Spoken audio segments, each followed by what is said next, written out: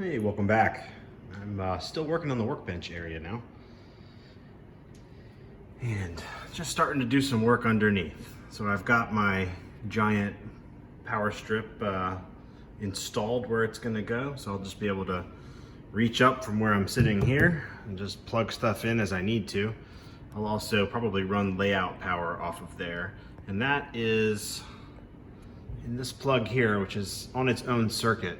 I actually used to be a home brewer, and so I've got a couple of circuits out here where there's a single plug, because I had multiple refrigerators running. So I had one there, and there was another one there, and there's actually another one right there. So all three of those are single plug outlets on their own circuits. When we built the house, I did that for myself. This at one point was going to be a little bit of a home brewery out here. That plug will be the one that runs the air conditioning unit. So that should be plenty of power on its own circuit. This one runs the one lone refrigerator I still have, which is now moved over there. So I've got an extension cord that runs along and up and kind of out of the way and over to there. And then that one will be for all things layout. So from under the layout here, there's a couple of things I want to do. Where I want to end this body of work is with my shelves. I used to have these nail polish shelves mounted on that rear wall there, and all my paints put up and away, and then all these empty drawers, because that used to be the workbench. So there's plenty of stuff in there from upstairs in that layout, but all these drawers are all empty. And so I want to move some of the supplies I had on the old workbench into some of these drawers, get that stuff organized. I want to get my paints on the wall. But before I do that, I want to get this this under the layout area of the bench work lit up. And what I'm going to use for that is some LED strip lights. And these are rated as cool light, which will match the layout lighting, so that as I'm working on structures and stuff here and weathering and whatever, the light will be pretty well representative of what the lighting will be up on the layout itself.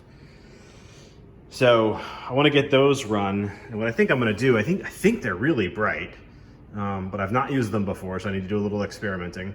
I've got a video from a year or two ago where I converted an old computer power supply. So that gives me a 12 volt circuit. I think it's 5 and 3.3. These guys take 12 volts. So I've got a circuit intended for that on that power supply. What I want to do is kind of just run the strip along under here, all around and over here, because this is all workbench. So this whole L shape. I want to get that in, and I think I want to do that before I get the paint going. And I think maybe before I do this, I actually want to go ahead and extend the layout bus, the DCC bus through here. So saying that all back to you, I think it's DCC bus, then lighting, then supplies. So that's the plan. Let's get our workbench going again. All right, so working on the bus, just thought I would show this, and I've talked about this before in the last iteration of the layout, but if you use the method I do, where you just run your bus into a terminal strip and then use a bunch of jumpers to get across the one side, and then the bus continues, and then all your track feeders with a lower gauge wire would come off the other side of the terminal strip, one for black, one for red, although these are both black. There's a brand on Amazon, I don't recall the brand, but if you look at terminal strips on Amazon, they're pretty cheap, and they come with this jumper that just comes with it. And I think that's really convenient, because in the past when I've done this, I had to make my own jumpers, and I color coded them so I could see which wire was which, but yeah, this is kind of a pain. So anyway, just a plug for that one on Amazon if you look at terminal strips. So if I try to slow pan and come back onto the layout, I've now got the bus red and black run from the last terminal strips right there. So I've got a new line that comes off of there. I use 12 gauge, really heavy duty wire. It's working its way over kind of behind some stuff and into there. So now I'll be ready when I lay track coming off the end of the yard, heading out to the south and on towards Deepwater Terminal that way, and point south, you know, Raleigh and point south. I've got my terminal strips right here, ready for feeder wires, just like I did over there. So big heavy 12 gauge wire in the back. You can see the jumpers. There's a red and a black right there. And then the feeder wires are, I believe it's 18 gauge car audio wire is what I've found to be fairly cheap that I use for the feeder. So just a little aside on how I run the bus and how I do my wiring. And you know, now we're starting to hum along over here and making some progress. All right, well, real quick here. The way I had this before, this desk was a good bit lower than the part I'd added and my old desk. And a couple of people, Fred Wild and Mike Talcott, suggested in the comments of my last video to go ahead and shim this shorter desk up with some 1x, which I've done. And that gets it up nice and close. It's not perfectly level, but it's a lot closer than it was and good enough for me. Thanks for the suggestion, guys. I appreciate that. All right, so moving on to the power supply. This section of box bench work was underneath Manchester and staging before. So here's the power supply. And my next thing is I want to get that out of here and find a place somewhere maybe over in there or along there to remount it. So that's our next project. Okay, there's a thing called scope creep, and I'm enjoying it right now. So, as luck would have it, this old bench work, and this is the old layout height, just for you can see the comparison as a little sidebar there. This is exactly 30 inches wide. I'm going to be using 32-inch hollow core doors for the Peninsula, 4 of them actually. 2 of them on end and then stacked, you know, with 2 rows of 2. So rather than undo all of this, I'm going to leave it. I'm going to get longer legs and I'm going to bolt it all together and attach it to the bench work coming out of the wall there. This is kind of where it's going to line up. It'll just be, you know, higher. So that's the plan. I may need to buy one of the doors just to get the height exactly right. I'll think about that. But yeah, that's what we're going to do. Here's the power supply. I'll just run the 12-volt bus. I forget which colored wires I labeled it, because I knew I would forget. So the yellow and black are 12 volts. That says 12. That says 5. That's the 3.3. So I'll run that bus through this bench work over to there. I'll end up using it all the way around eventually, but that'll give me the lights I need.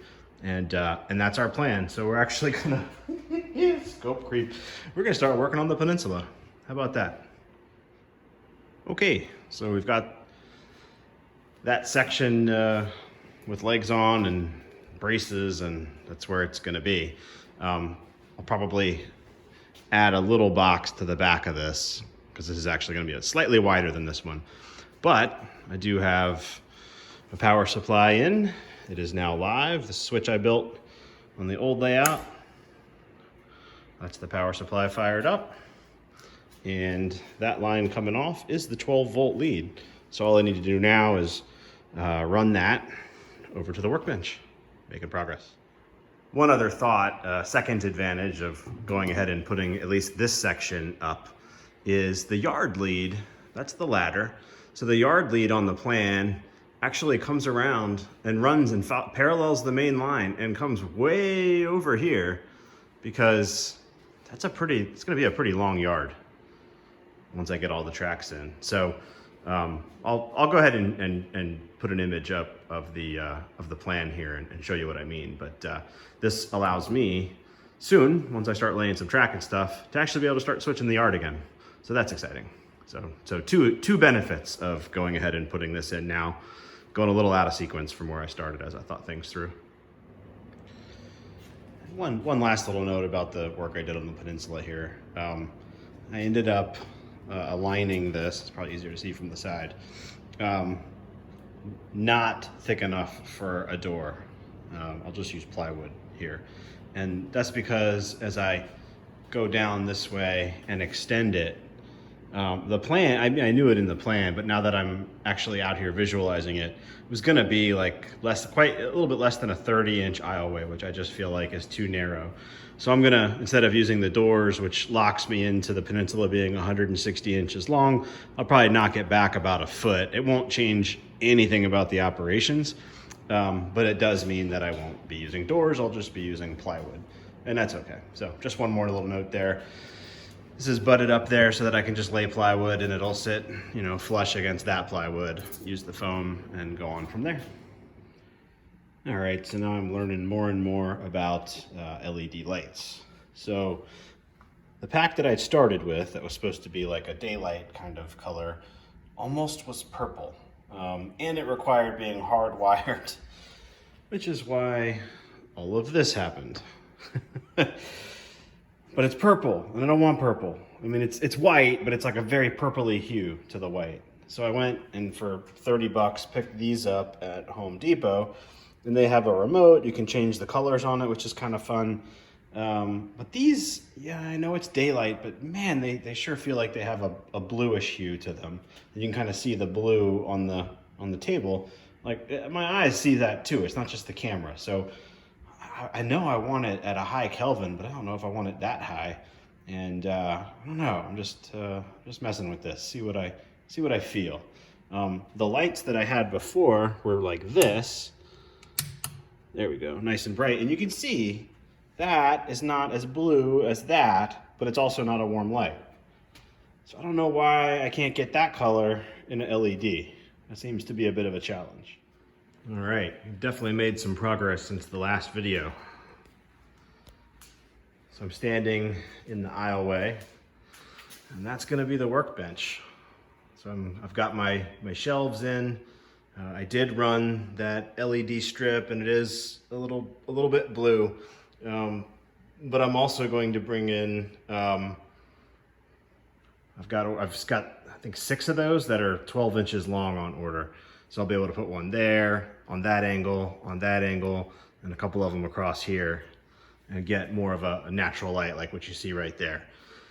So that's it's been a little while since the last video. But I'm really happy with this. This means, I'm going to be able to start working on kits and stuff again here in the very near future. I just want to wait for those couple more lights. I need more light under here. So I'll leave us here. Ended up making a lot of progress this week with the workbench largely intact now, and the work started on the Peninsula. And as I mentioned in the last video, that allows me to have a yard lead that'll come, basically to here, which is long enough to pull a cut of cars out of the longest track, so I'm not aggravating myself going back and forth. So I'm pretty happy with the work this week. Wait on those lights, get those in, and see where the spirit moves us. Just as a quick note, I'm actually going to be up in Timonium this coming weekend. So I think it's February 5th, 6th, 7th, that weekend of 2022. So if you're up at the show and you happen to see me, say hi.